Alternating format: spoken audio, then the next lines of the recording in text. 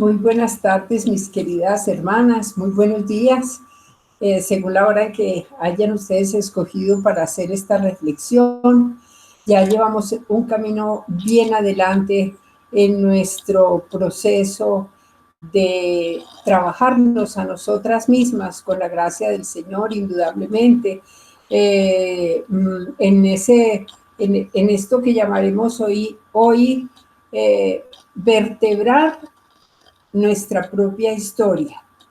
Y desde esa perspectiva, pues, hemos preparado, pues les he preparado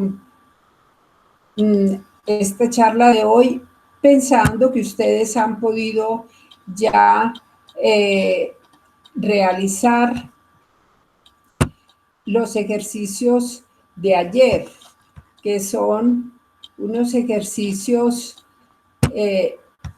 bien fuertes, digámoslos así, el enfrentar las propias heridas, el tener delante todo aquello que somos,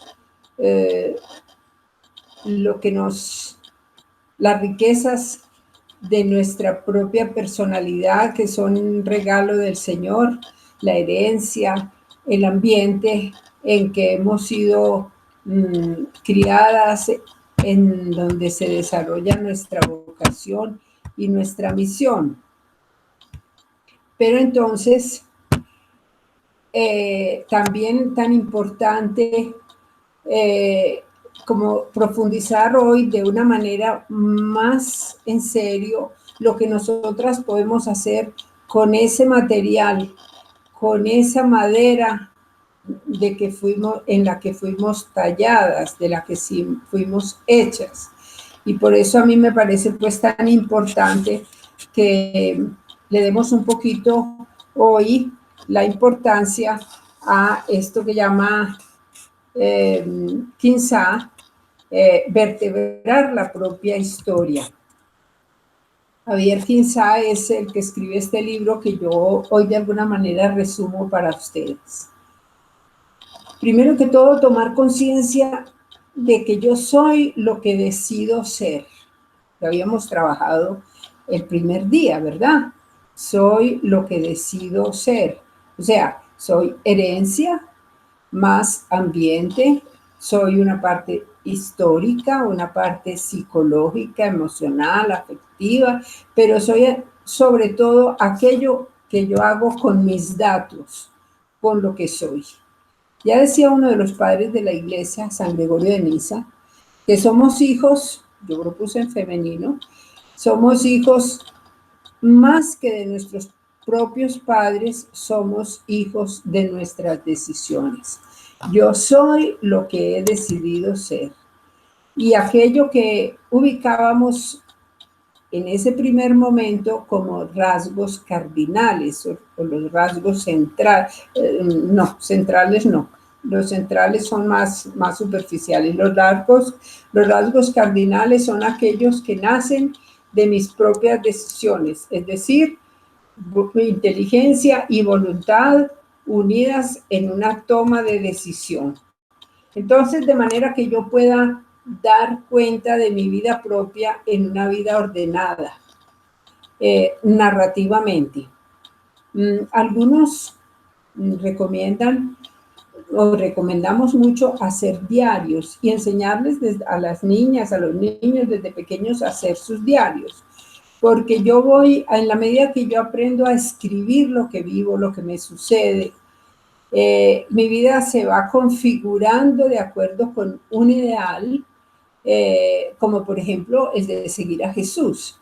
De todas maneras, yo puedo dividir mi vida por periodos y decir, bueno, así fue mi infancia, mi adolescencia, mi juventud, esta soy yo como adulta mayor.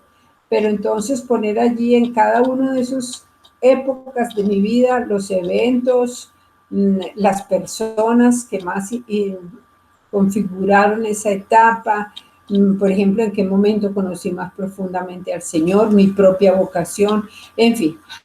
Es muy interesante hacer como ese recuento de la propia vida, quizás haciendo una curva, como esas que hacen en los hospitales, la curva de la fiebre o las que aparecen en el tablero, pues, de cómo va la oxigenación. Así nosotros mismos decir, los altibajos de mi propia existencia. Cuando estaba de una manera más serena, mi vida puede haber recorrido valles, montañas, abismos, atravesar puentes. Bueno, de todas maneras, sea que haga una línea que dibuje mi vida, sea que escriba, debo explicar sobre todo para mí misma cómo, cuándo y por qué actué o actúo como yo actúo. ¿Qué situaciones o en qué se ve? ¿Qué cosas, qué hechos identifican mis intenciones? Por ejemplo, hacer los votos.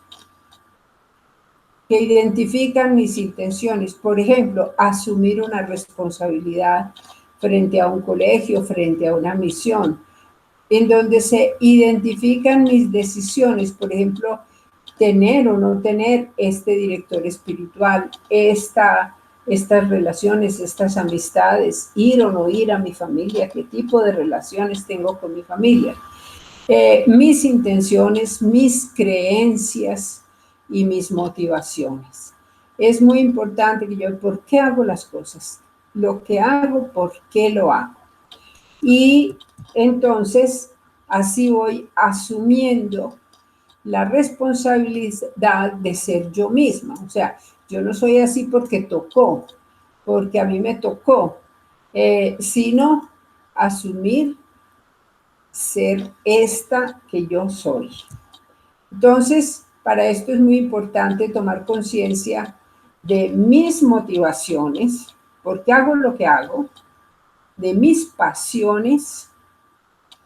Marta, y es que uno a estas edades de la vida todavía tiene pasiones. Claro, las pasiones son, uno puede estar lleno de temores, eso es una pasión, y de temores consentidos, sin sentido, pero consentidos. O aún son pasiones la tristeza, el odio, el miedo, son pasiones el amor, el gusto de vivir, los propósitos. Tomo conciencia de qué propósitos tengo yo en este momento de mi vida, porque yo soy la autora, soy la agente, soy la actora de mi propia vida. O sea, no puedo seguir echándole la culpa a los otros de ser como soy yo. ¿Por qué estás de tan mal genio? Ah, porque fulanita tal cosa. No, señora, usted está mal genio porque usted se permite ser mal geniada. Porque no se pone a hacer otra cosa, a pensar otra, a interesarse, a gastarse esa energía en otras cosas más interesantes que estar disgustada con tal persona. Es cierto que yo hago parte de otras historias, familiares, comunitarias, de muchos profesionales, hago parte de otras historias, pero a la hora de la hora yo decido con quién estoy, a qué grupos adhiero, a qué grupos me salgo, puedo escribir a cuántos grupos he pertenecido, por qué me he retirado de esos grupos, por qué estoy en estos otros, en fin. De todas maneras, escribir es muy importante. Escribir eso que configura mi existencia, como lo escribió Teresita del Niño Jesús, como lo escribió Santa Teresa. Soñamos en forma narrativa.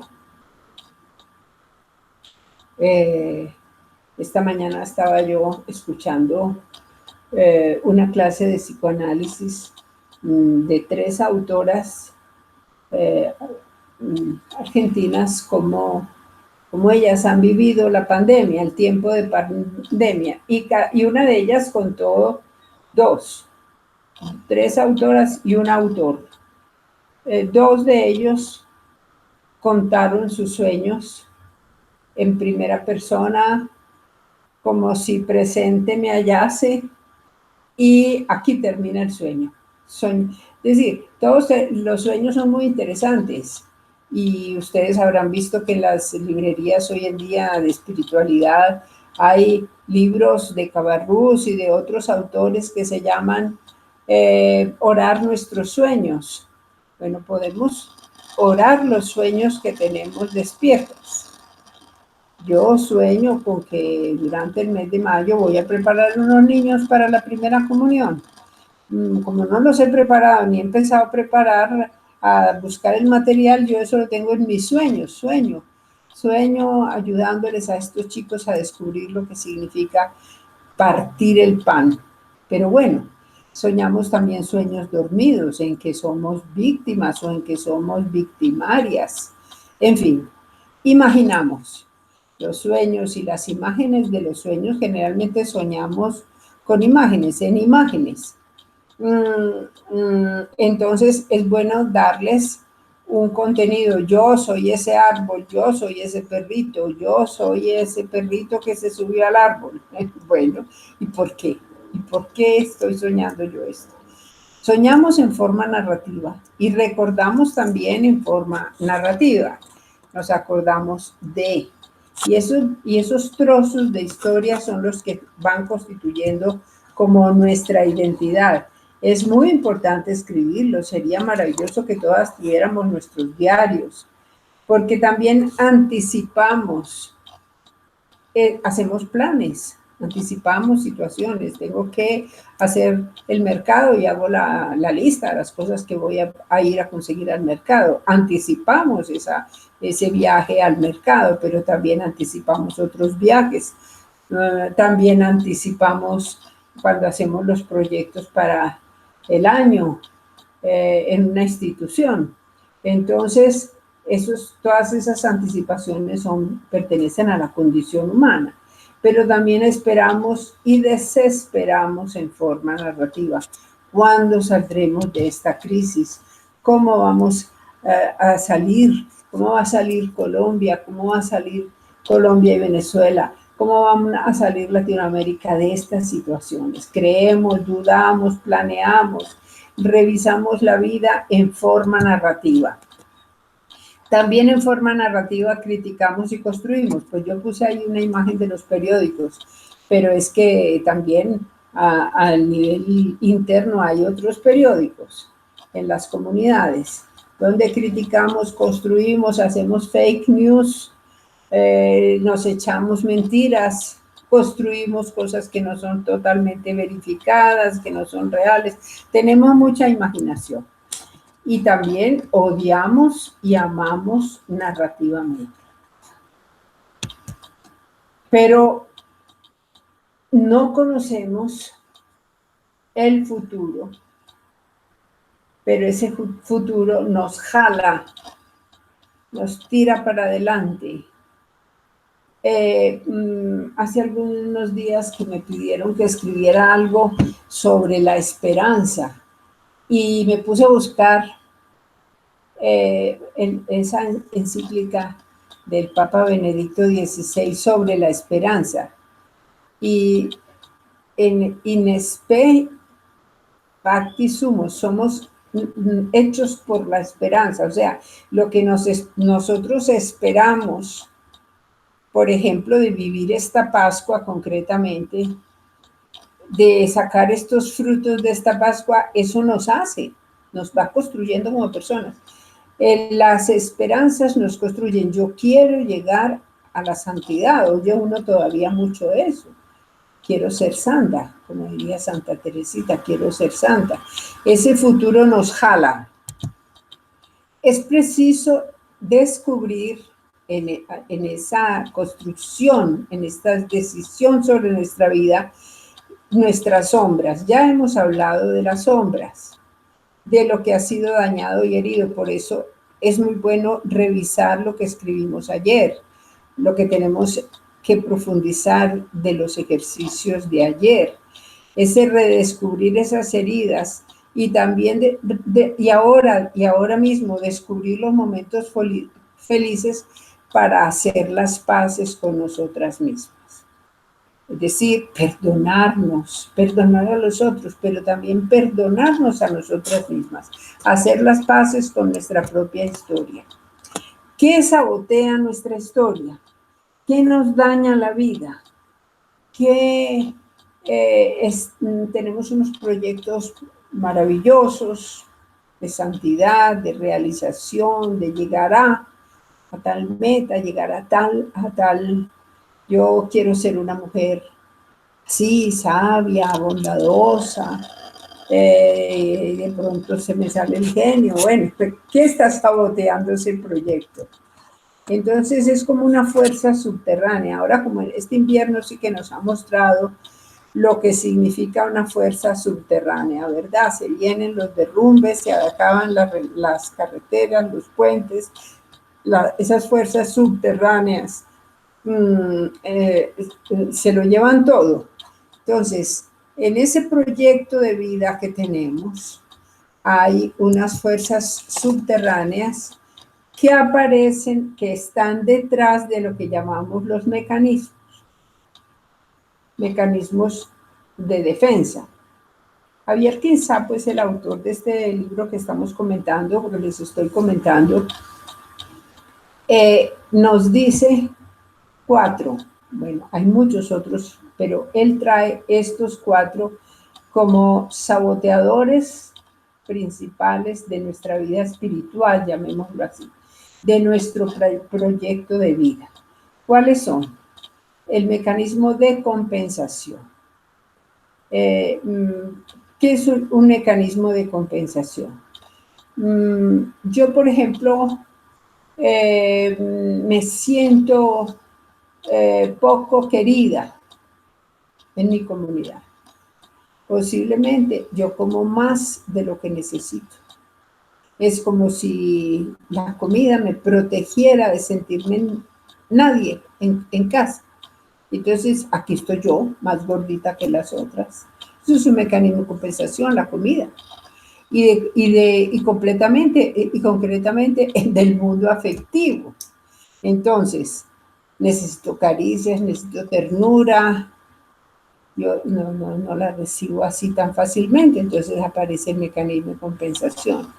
Un mecanismo, estoy poniendo un solo ejemplo, pero habría muchos otros. Por ejemplo, la persona que acumula cosas, todo lo que veíamos en el ejercicio de ayer, todo lo que hay un poco más de estridencia, hay un mecanismo de compensación. Donde está sonando, donde está chirriando más la puerta, ahí hay un mecanismo de compensación.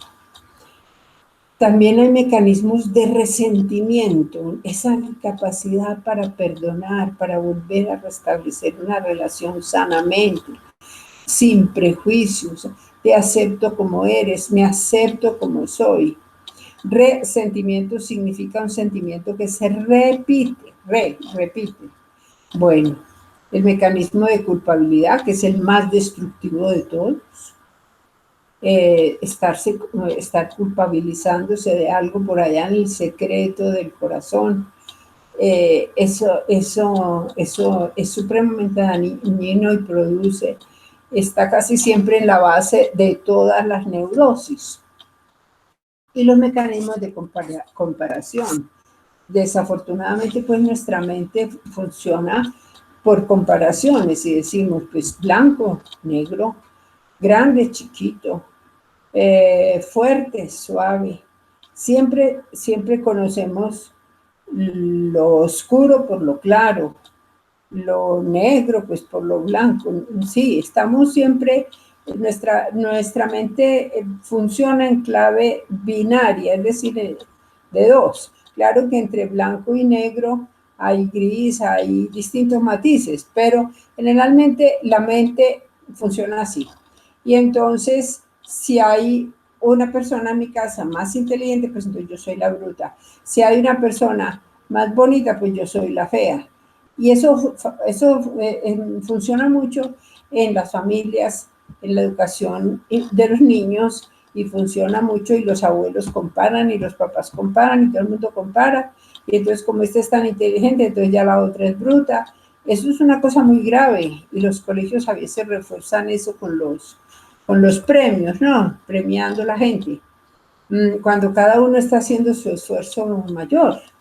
Y los talentos son muy diferentes, hay inteligencias múltiples, como hemos oído hablar, y así sucesivamente. Y la persona que es muy bonita para unas personas, pues no lo es para otras. Pero bueno, ahí vienen todos esos saboteadores del proyecto de vida. La capacidad de bondad que yo tengo es diferente a la capacidad de bondad que tienen otras personas. ¿Por qué? Porque tenemos caracteres muy diferentes. Entonces, los niños van creando durante su infancia una cantidad de imágenes, tienen un almacén de imágenes de lo que quieren ser cuando estén grandes. Por ejemplo, en psicoanálisis pensamos que lo que uno es adulto, que uno planea en los 6 primeros años de vida, todo lo que va a desarrollar después, como el árbol está en la semilla. Y fíjense que, por ejemplo, en la Biblia las vocaciones todas son infantiles, se desarrollan después, pero es a los niños, desde el vientre de mi madre, me llamaste. Bueno, esos sueños infantiles, ese almacén de sueños que tienen los niños, pues poco a poco se va transformando con la vida, pero ahí están. Y entonces también se desarrollan otras percepciones, otros sueños, como sentirse extraño, como sentirse no querido, como envidiar a los hermanos. Y todo esto influye en la manera como contamos nuestra vida. Después de los 7 años, la persona empieza a crear temas para su vida. Ellos son la pista de nuestras motivaciones, o sea, ya en la segunda infancia, entonces empezamos a crear esos temas para nuestra vida, y en la adolescencia la gran pregunta es: ¿qué voy a hacer con mi vida? El adolescente construye escenarios que van anudando el pasado, el presente y el futuro. Gira en torno a valores de una manera un poco abstracta. ¿Qué será lo bueno para mí? ¿Qué es lo verdadero? ¿Qué es la verdad? Pero ya la joven crea el personaje. Estamos hablando del personaje como hablamos de la máscara las veces ayer y antier y los otros días. Yo quiero ser médico, enfermera, yo quiero ser doctora en filosofía, yo quiero ser maestra. Construye la imagen de una posible sí misma. O sea, cuando ya estamos jóvenes, empieza a configurarse esa que somos ahora. Viene en nuestro caso el papel del postulantado, del noviciado, ese largo proceso de hacer este personaje que es una monjita, que es una religiosa. La persona se hace una imagen ideal de sí que identifica, que une, anuda la identidad al trabajo. Entonces, volvemos a esas preguntas fundamentales. Yo soy lo que hago, soy lo que pienso, soy lo que quiero, soy lo que amo. Generalmente nos identificamos sobre todo con el trabajo. Ahí está la gran pregunta del adulto, de la persona adulta. Pero la persona adulta es una persona que ya con un sentido de realidad ha integrado sus limitaciones con sus posibilidades y acepta su vida en clave de madurez humana y espiritual. Lo que decía Romano Guardini, que lo mencionábamos al principio, la aceptación de sí mismo es abrir la mano y recibirnos como somos, aceptar, reconocer la propia historia de salvación, no es una historia cualquiera, es una historia de salvación, cómo ha intervenido Dios, cómo se me ha hecho presente, los ángeles que ha puesto en mi camino, las personas, esos rostros que me han salvado. y cómo se ha ido haciendo, cuáles han sido las mediaciones con que Dios me ha hecho presente en la vida, que me han ayudado a que mis posibilidades se desarrollen. Bueno, esto es más o menos lo que yo les quería compartir sobre la, sobre mm, la vertebración de la propia historia, vertebrar la propia historia. Yo les aconsejaría, mis queridas hermanas, que hoy no les voy a dar ejercicios para hacer, no. Si quieren hacer el ejercicio de hacer la curva de la vida, y dibujar los llanos, las montañas, las laderas por las que han atravesado y como visualizar un poco ese proyecto de vida y hacerse la pregunta que se hacían cuando dibujaron ayer el árbol, ¿qué le está haciendo daño a mi árbol? ¿Qué está saboteando mi proyecto de vida? Yo creo que eso es muy importante que ustedes lo hagan y que a medida que van profundizando en el misterio pascual, ustedes vayan leyendo esos textos tan bellos de Isaías, los cantos del siervo de Yahvé, en donde el sufrimiento, en donde las vicisitudes de la vida también nos configuran y hacen parte de nuestra historia de salvación. No estamos solas, Jesús está ahí, Él nos está acompañando y nos está invitando a que nos transfiguremos en este misterio pascual. Entonces ya no nos faltará sino una sola charla, la de mañana, en la cual tendremos algunos elementos para concretar el proyecto de vida de acuerdo con lo que hayamos visto, con lo que hayamos ido notando que vale la pena revisar. Me despido pues hasta mañana, que Dios las bendiga y que no me olviden ustedes en sus oraciones.